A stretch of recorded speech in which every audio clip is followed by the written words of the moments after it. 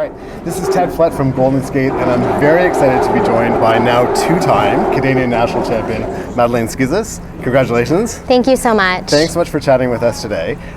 Before we talk about what happened here this weekend in Oshawa, I want to sort of look back about a year ago when you absolutely hung tough in the Olympic team event and delivered the short program and long program of perhaps a lifetime, but your career's not over yet. There's more to come. But absolutely, fantastic skate, personal best, hung tough with skaters that you hadn't beaten before.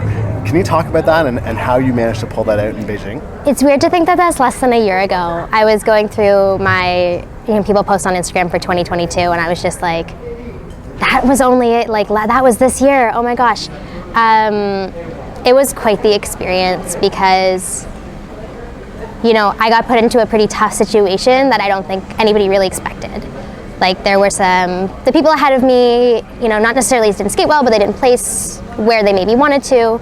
And so I went into that team short program knowing that a lot was on the line. And it was funny because my teammates and everybody were like, oh yeah, we were hoping you didn't know. And I'm like, guys, come on. I know. I was sitting in the box watching with you. I'm also tagged in all of the posts about me on the internet. So I very much knew, and I knew that there was a lot on the line, and I was really, really happy I could pull it off because, it was an opportunity to really make a name for myself and an opportunity to help my team, which is what I came into last season wanting to do. At High Performance Camp last year, I remember kind of looking around and being like, I'm the baby of this team. If I qualify to Olympics, I will be one of the youngest, and if I qualify, I'm doing team event with skaters who are a whole lot more seasoned than I am. And it sounds really bad, but I was like, I don't want to ruin it for them. I don't want to be the reason we don't medal or don't make the final because I'm the youngest and inexperienced. I don't want that to be me.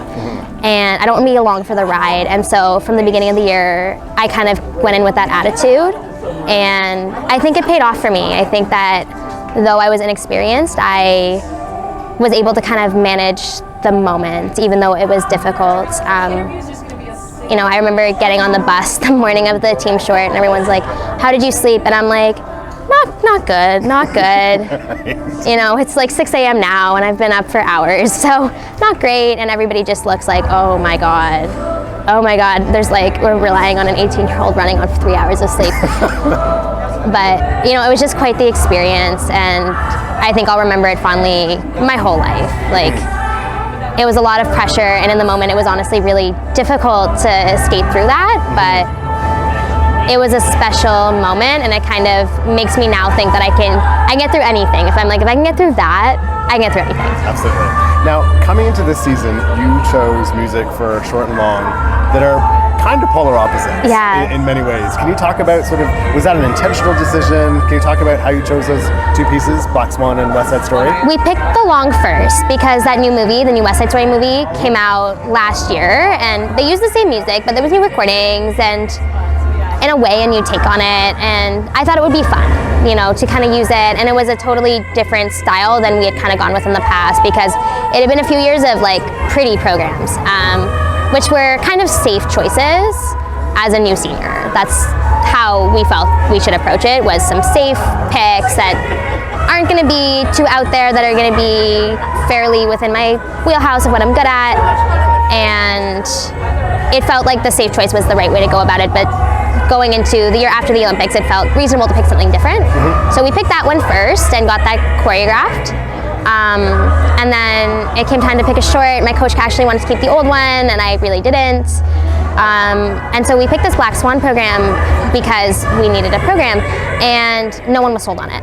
I was okay with it, but I was like, it'll be fine. My choreographer was kind of like, okay, well, I'll do it. It's okay. My coaches. But it's actually gotten really, really good feedback this year, which was great. It keeps getting really good feedback from Roundtable. It keeps getting good feedback from Canadian and international judges just about, it's kind of a different take on Black Swan because I've said this a few times, but I wasn't trying to be the ballerina because I don't really feel like that's my style. I wanted to be the bird, which everyone tells me it's a metaphor, and I'm like, I know it's a metaphor, but I don't think it's skating. It's not the full-length ballet. We can have different interpretations of things. Right. So I'm trying to kind of take that bird approach to it a little bit. And so the programs are total opposites, but I think both of them were a good departure from what I've normally done, and it's kind of helped me broaden my range a little bit. Right. Does that sort of, storytelling approach to the music and the programs, does that help you? Do you like to get into character, and does that sort of inspire you or make you feel more comfortable in some way? A little bit. I've actually had, from the time I was little, I've had some kind of story-based programs, like character-driven programs, which some people love and some people hate. I don't think it's necessary to have a story for your program. Like, I think we can just have beautiful, nice skating. We don't need a story necessarily. But I think at times it helps to have a really good character and a good character-driven piece for me, especially because it helps drive my interpretation of the music.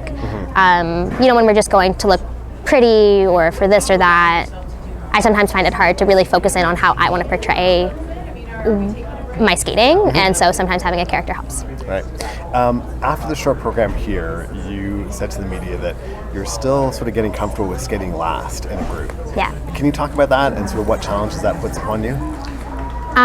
Yeah, I'm still getting comfortable with it because a lot of the time you don't get that opportunity because I'm not going into events seated in first place, so you don't skate last in a short program. And a lot of the time, at least for me, I'm kind of, with the exception of Skate Canada this year, I'm squeaking into a last group. I'm kind of in that 4th, 5th, 6th kind of range, so I'm skating at near the beginning of the group, and that was the same last year. I was kind of squeaking into that second last group a lot of the time, or squeaking into the last group. I was not normally at the top of my group, and sometimes that's just luck, but that's also kind of just where I fit in the international ranking right now. So I hadn't had a lot of experience doing it except for like a Canadians last year. So when I went into Skate Canada, the free skate in first place, actually a couple of free skates in first, second place at the beginning of the year, I hadn't done that much. And so I thought, oh, I'll just get off and walk around and whatever, but that clearly wasn't the right approach. So this time I kind of came in with the plan that I was going to redo my whole warm-up and just get on like I was doing a 6-minute warm-up again, because I often skate strong 6-minute warm-ups. It's something I'm fairly good at. So I just kind of approached it differently, and it made my free skate more successful. This wasn't exactly the free skate I wanted to skate, but I feel like I'm on the right kind of upswing, and some of the mistakes I made were just a little bit weird. They weren't characteristic of how I skate. So I'm kind of happy with how I approached skating last both days, and I feel more prepared to do it in the future. I was speaking to your coach, Nancy, yesterday about sort of that middle trio of jumps that seem like a bit of a gauntlet run. Do they feel that way? I know like the flip has been a bit of a squeaker this year, either double or quarter rotation. Tell is it stamina? Do you sort of, after you come out really strong, do you become distracted? What does that look like? It's not stamina because I can get through my program, and I do land that jump in practice fairly consistently. It's just, a lot of skaters will tell you this, that it's hard. The middle 3 jumps are sometimes the hardest because it's not the end where you feel like you're almost there, and it's not the beginning where you're really focused. It's like that middle piece is tricky, and I can skate it really well in practice, but getting it out in competition has been a bit of a struggle. The 2 mistakes, the loop and the south yesterday, were to me uncharacteristic. Like, those were weird landings. I don't do that in practice. It was kind of like competition nerves, a little bit bigger than I probably wanted to make those. And then the flip was just, I don't know, like just bad. But those middle jumps shouldn't be hard, but sometimes they do get hard. I think it's, for me, a bit of a focus thing where I just have to kind of close the page on the first part of the program and kind of treat it like 2 short programs back to back. That's what we say. It's like 2 short programs back to back. Yep.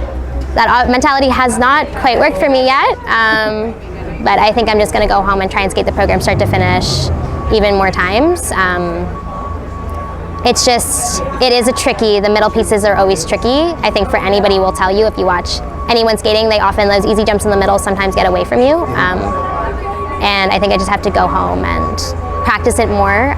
We moved the flip later after, we talked to Manon Perron after Skate Canada, and she said that she would move it to 4th, and so we've tried that now with a fair bit of success. The two out of 3 times now I've done it, but we may move it for 4 continents. I think we're going to have to go home and kind of see. Right, okay. Nancy also shared with me that you felt quite nervous coming into this event. Yeah. What is it like to repeat or come in with sort of the notion of defending or trying to do it again?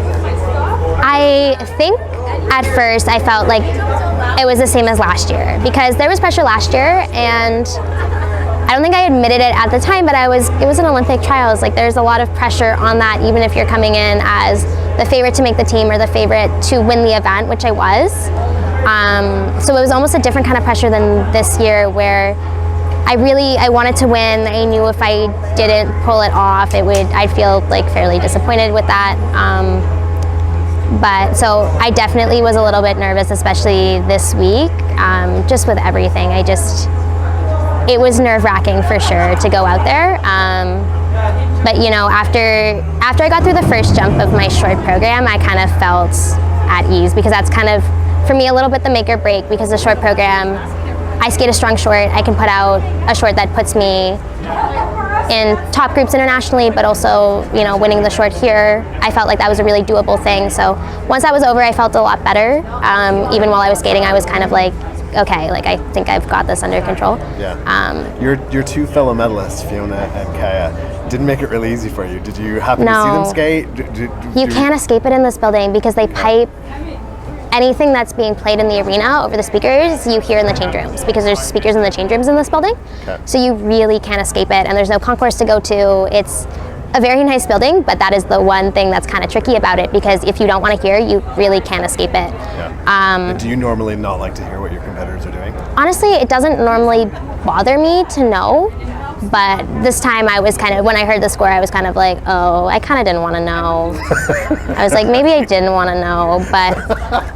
So what do you do in that moment when you, like, how do you unhear that? You don't. I was just kind of like, you know what, like, I've trained well. I know I can put up a good score, if not quite as high, but I know that I have a lead, and it's not really about that anyways, you know. People yesterday were saying, like, oh, you didn't seem that excited about your win. And I'm like, of course I was excited. Of course I was excited. First of all, my reactions aren't always, like, I'm not a big reaction girl. I kind of just say, like, okay, I did it, or okay, it didn't go how I wanted. Like, I'm kind of even keeled. Yep. But, you know, at the same time, I feel like I'm competing against myself, regardless of the outcome. And I didn't put out the skate I exactly wanted, so I was like, I won, but I wanted to skate better for myself and for my own, you know, pride and my own readiness for the rest of the year. I wanted to skate a little bit better.